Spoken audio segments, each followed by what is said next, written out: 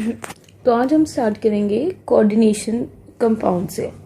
तो सबसे पहले कोऑर्डिनेशन कंपाउंड जब हम पढ़ते हैं तो हमें पता होना चाहिए कि कोऑर्डिनेशन नंबर क्या होता है। सबसे पहले तो फॉर एग्जांपल कोई भी हमारे पास कॉम्प्लेक्स है Ml6, Ml5 और Ml4। फॉर एग्जांपल वी लेटेड these particular complexes। तो अब कोऑर्डिनेशन नंबर निकलता किसका है, जो हमारा सेंट्रल मेटल एटम होता है, इसका इन तीनों का क्या निकलेगा, कोऑर्डिनेशन नंबर निकलेगा। ठीक है, कोऑर्डिनेशन नंबर निकालते कैसे हैं? कोऑर्डिनेशन नंबर किसी भी सेंट्रल मेटल एटम या आयन का क्या होता है कि उससे कितने लिगेंड्स अटैच हो रहे हैं। ठीक है, या हम ये बोल सकते हैं लिगेंड्स क्या होते हैं, डोनर एटम, तो बोल सकते हैं coordination number of the metal ion और एटम क्या होता है, is the number of donor atoms attach to it.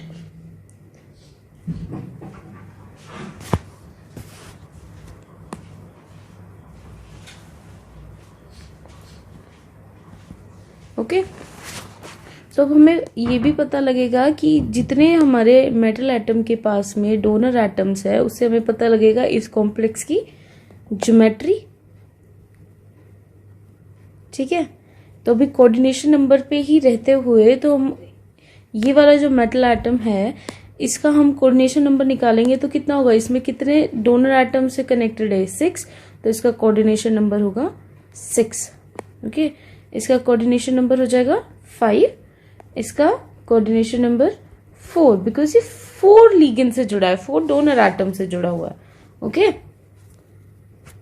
तो अगर हम एग्जाम्पल लेते हैं, फॉर एग्जाम्पल PtCl4 2-, तो अगर आपको ऑक्सीडेशन नंबर तो निकालना बहुत ईजी है। जैसे हम अगर सेंट्रल मेटल एटम का अगर ऑक्सीडेशन नंबर हम निकालेंगे तो कैसे निकालेंगे, हम जिसका भी ऑक्सीडेशन नंबर हम निकाल रहे हैं उसको x पुट करेंगे प्लस, अब क्लोरीन पे हमें पता है क्लोरीन पे ऑक्सीडेशन नंबर जो ऑक्सीडेशन स्टेट होता है क्लोरीन का होता है -1, तो 4 क्लोरीन है तो 4 × -1 इक्वल्स टू पूरा चार्ज कितना है हमारे कॉम्प्लेक्स के ऊपर, -2।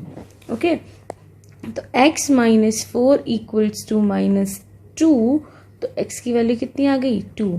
सो दिस स्टेट्स की जो Pt है हमारा PtCl4 कॉम्प्लेक्स में that is in +2 oxidation state.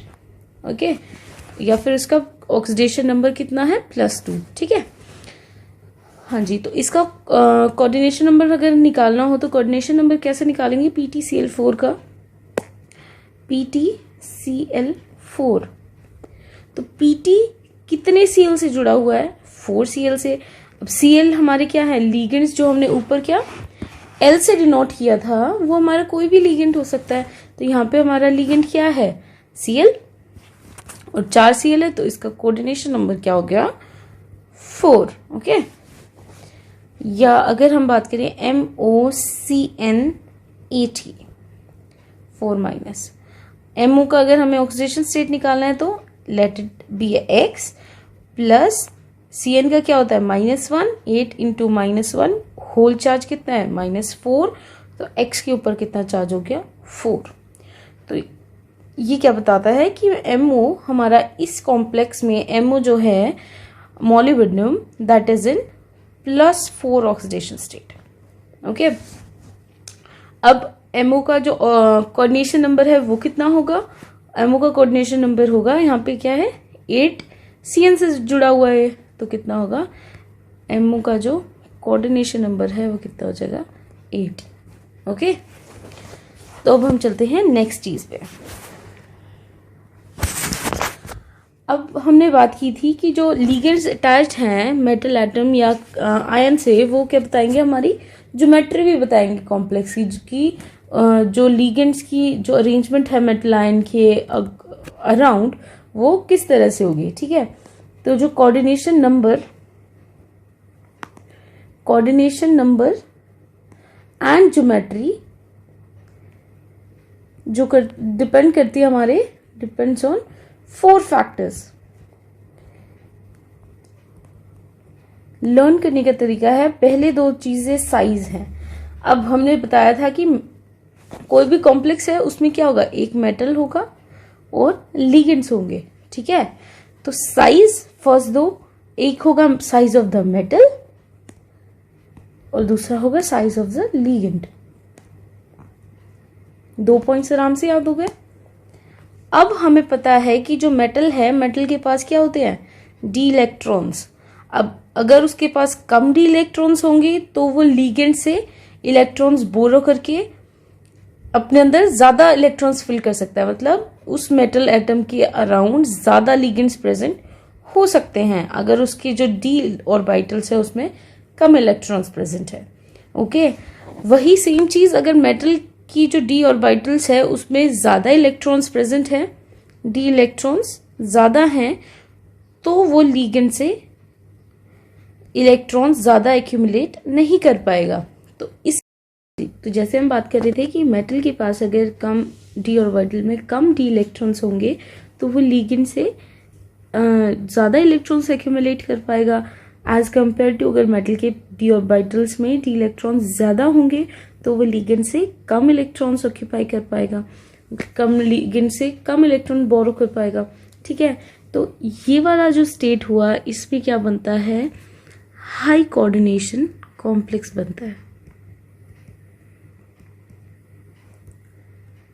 अब इस चीज को बहुत ध्यान से, बहुत इजी है, बहुत ध्यान से समझना। जैसे डी इलेक्ट्रॉन्स में हमारे पास क्या थे, डी ऑर्बिटल्स में डी इलेक्ट्रॉन्स कम थे, तो इसके पास हम ऐसे बना सकते हैं जस्ट फॉर रिप्रेजेंटेशन। ओके, इतने इलेक्ट्रॉन्स, इतने लिगेंड्स वो बाहर अटैच हो सकते हैं, क्योंकि यहाँ पे हमारे पास डी ऑर्बिटल्स में जगह है, तो लिगेंड्स क्या करेगा, अपने इलेक्ट्रॉन्स डोनेट करेगा मेटल को और मेटल एक्यूमुलेट कर पाएगा उन इलेक्ट्रॉन्स को। और अगर हम ये वाली कंडीशन बनाए तो ये वाली क्या बनेगी, लो कोऑर्डिनेशन कॉम्प्लेक्स बनाएगा। मेटल के पास डी इलेक्ट्रॉन्स में जगह ही नहीं है तो ये क्या करेगा, कम इलेक्ट्रॉन्स ऑक्यूपाई होंगे, ठीक है। तो ये क्या बनेगा, लो कोऑर्डिनेशन कॉम्प्लेक्स, ये बनेगा हाई कोऑर्डिनेशन कॉम्प्लेक्स। अब हम आते हैं, हमारा जो फैक्टर्स डिपेंडेंसी हमने पढ़ रहे थे हम लोग, हाँ जी, तो मेटल का जो कोऑर्डिनेशन नंबर एंड ज्योमेट्री वो क्या कहती है, डिपेंड करती है, डिपेंड्स ऑन 4 फैक्टर्स मेनली। पहला और दूसरा तो हमें याद हो गया था, size of the metal, second हो जाएगा साइज ऑफ द लिगेंड। इसके बाद जो मैं थर्ड पॉइंट आपको बता रही थी और जो डायग्राम से मैंने बताया था कि मेटल के पास क्या होते हैं, डी इलेक्ट्रॉन्स होते हैं। तो थर्ड फैक्टर अब हम लिखेंगे electronic interaction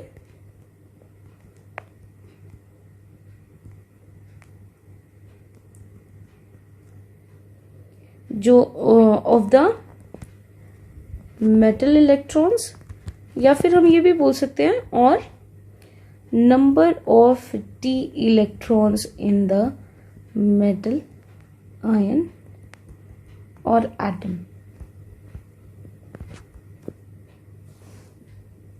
understood.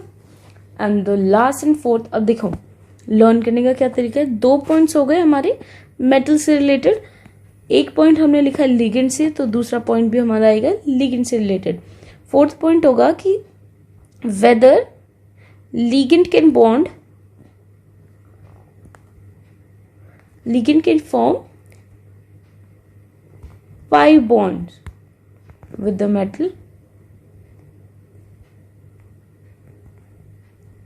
ion or not, कि मेटल के साथ लिगेंड पाई बॉन्ड बना पाता है कि नहीं बना पाता है, ठीक है।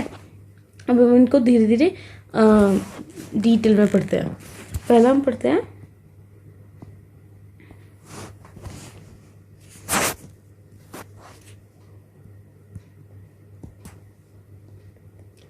Size of the metal.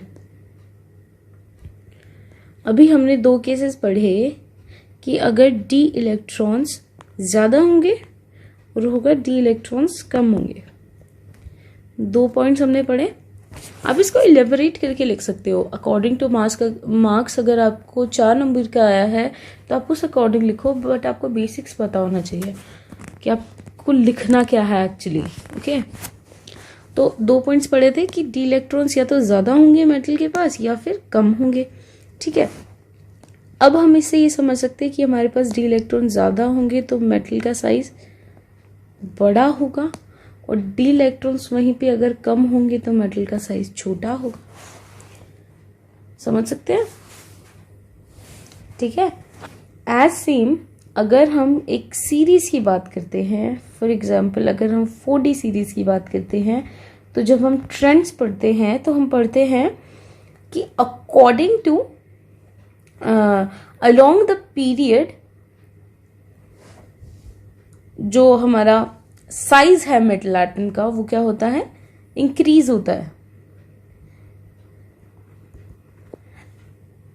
4D series है पूरी, सब में 4D आएगा, लेकिन साइज इंक्रीज होता है बिकॉज क्या होता है, number of d electrons increase होते हैं तो साइज बढ़ता है। वही चीज हमने यहां पे बताई।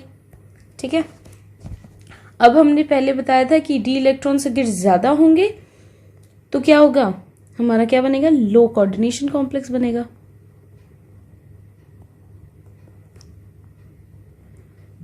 और अगर डी इलेक्ट्रॉन्स कम होंगे तो हाई कोऑर्डिनेशन कॉम्प्लेक्स बनेगा। कंफ्यूज नहीं होना इन टर्म से। हाई कोऑर्डिनेशन कॉम्प्लेक्स का मतलब कि मेटल के अराउंड लिगेंड्स ज्यादा होंगे, और लो कोऑर्डिनेशन का मतलब मेटल के अराउंड लिगेंड्स कम होंगे। ओके, हाँ जी। तो सेकंड पॉइंट, अब ये कोरिलेट होंगे एक दूसरे से। तो अगर वैसे ट्रेंड का क्वेश्चन आ जाता है तो आप आराम से कर सकते हो इसको। वैसे तो थ्योरी आती है मेनली एमएससी में, size of the ligand. Okay,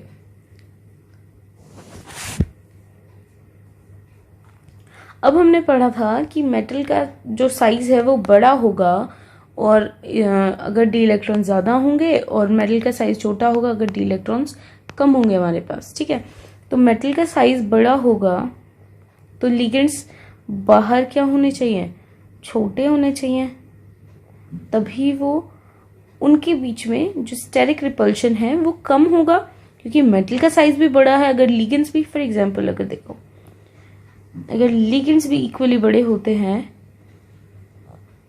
तो ये स्टेबल कॉम्प्लेक्स बन ही नहीं सकता, बिकॉज इस पर स्टेरिक हिंड्रेंस इतना ज्यादा होगा लिगेंड्स के बीच में, और मेटल के डी इलेक्ट्रॉन्स और लिगेंड्स के इलेक्ट्रॉन्स के बीच में।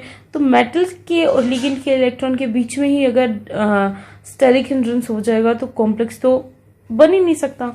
ओके, सो अगर हम कोई स्टेबल कंडीशन की बात करें तो क्या होना चाहिए, अगर मेटल का साइज हमारा बड़ा है तो लिगेंड्स का साइज हमारा स्मॉल होना चाहिए।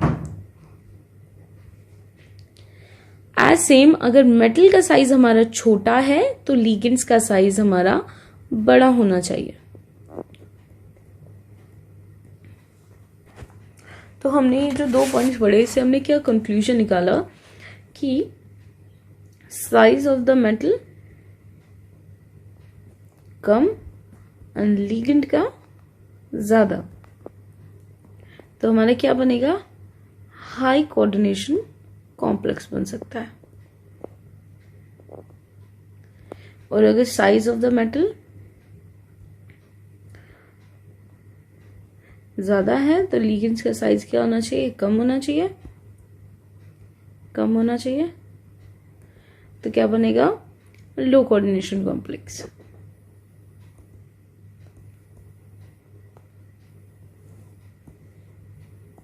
अब अगर आप एक ट्रेंड नोटिस कर पाओ तो ये हम यूं कह सकते हैं कि हाई कोऑर्डिनेशन कॉम्प्लेक्स बनेगा तो लिगेंड्स के नंबर हाई होंगे, अगर लो कोऑर्डिनेशन कॉम्प्लेक्स बनेगा तो लिगेंड्स के नंबर कम होंगे, और मेटल का इससे अपोजिट होगा दोनों जगह। फॉर एग्जाम्पल हमसे बोला जाए कि भाई कोई हाई कोऑर्डिनेशन कॉम्प्लेक्स बन रहा है तो मेटल और लिगेंड्स के साइज को डिस्कस किया जाए तो हाई कोऑर्डिनेशन कॉम्प्लेक्स बनेगा तो सेम वही high ligands, high size of the ligands क्या होंगे, ज्यादा होंगे। सेम जो कोऑर्डिनेशन कॉम्प्लेक्स अगर हाई स्टेट में बन रहा है तो लिगेंड्स का साइज बड़ा होगा, ओके, एंड नंबर भी ज्यादा होगा, ओके। और इससे अपोजिट मेटल का साइज कम होगा, ठीक है। ये वाला ट्रेंड इज द कंक्लूजन जो भी हमने अभी तक पढ़ा है, ठीक है।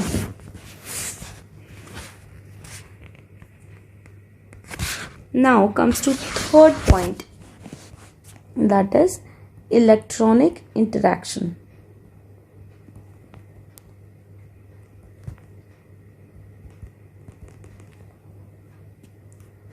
तो सारे पॉइंट्स हम पहले डिस्कस कर चुके हैं, लेकिन अभी हम उनको पॉइंट वाइज बता रहे हैं ताकि सेम वही चीजें हैं, पॉइंट्स वाइज आपको थोड़ा थोड़ा डिफरेंस करके उनमें लिखना है सिंपली, ठीक है।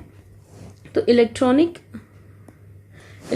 इंटरैक्शन अभी हमने बताया था, जैसे फॉर एग्जांपल 4D सीरीज है तो अलोंग द पीरियड साइज क्या करता है, इंक्रीज करता है। एंड क्यों इंक्रीज करता है, क्योंकि number of d electrons in D orbitals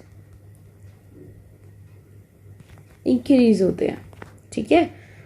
तो जो लेफ्ट साइड में एटम होगा, मेटल होगा, उसके पास क्या होगा, डी इलेक्ट्रॉन्स कम होंगे और उसके पास साइज भी उसका क्या होगा, कम होगा। Compare to right most side में जो मेटल होगा उसका क्या होगा, डी इलेक्ट्रॉन्स ज्यादा होंगे और साइज भी क्या होगा, ज्यादा होगा, ठीक है। और अगर आपको इसमें इन सब चीजों में कंफ्यूजन होती है तो आप ये भी याद कर सकते हो कि d electrons is directly proportional to the size of the metal atom, d electrons in the d orbitals.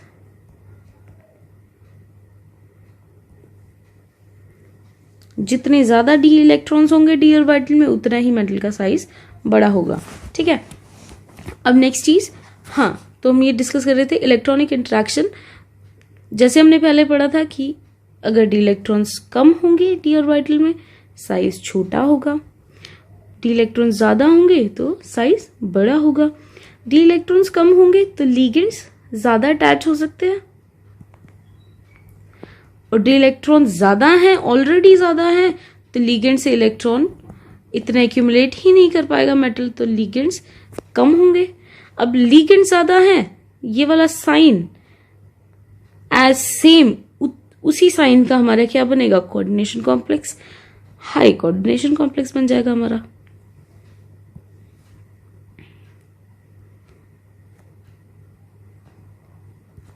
और इसमें क्या बन जाएगा हमारा, लो कोऑर्डिनेशन कॉम्प्लेक्स, क्योंकि लिगेंड्स के पास हमने क्या साइन लगाया है, लो कोऑर्डिनेशन कॉम्प्लेक्स बनेगा यहाँ पे।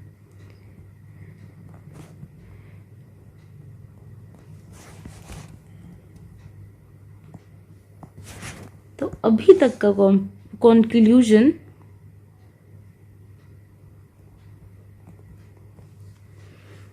साइज ऑफ मेटल आयन और एटम दो हो सकते हैं, या तो ज्यादा होगा या कम होगा। ज्यादा क्यों होगा, डी इलेक्ट्रॉन्स ज्यादा होंगे और इसमें डी इलेक्ट्रॉन्स कम होंगे, ठीक है।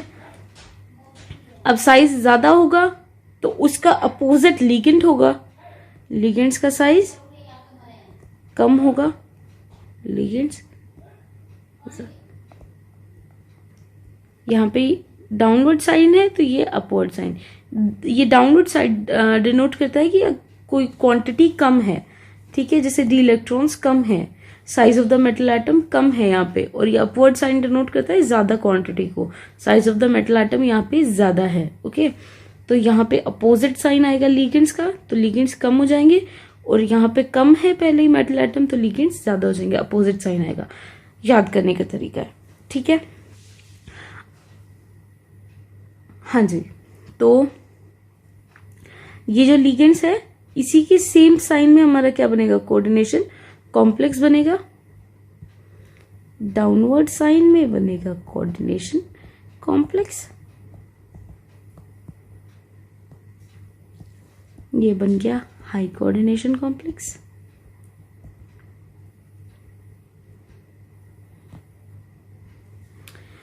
मेटल का साइज ज्यादा, लिगेंड्स का कम, लो कोऑर्डिनेशन कॉम्प्लेक्स। मेटल का साइज कम, लिगेंड्स ज्यादा अटैच होंगे, ज्यादा उनका डोनेशन होगा इलेक्ट्रॉन्स का मेटल एटम की तरफ, तो क्या बनेगा, हाई कोऑर्डिनेशन कॉम्प्लेक्स।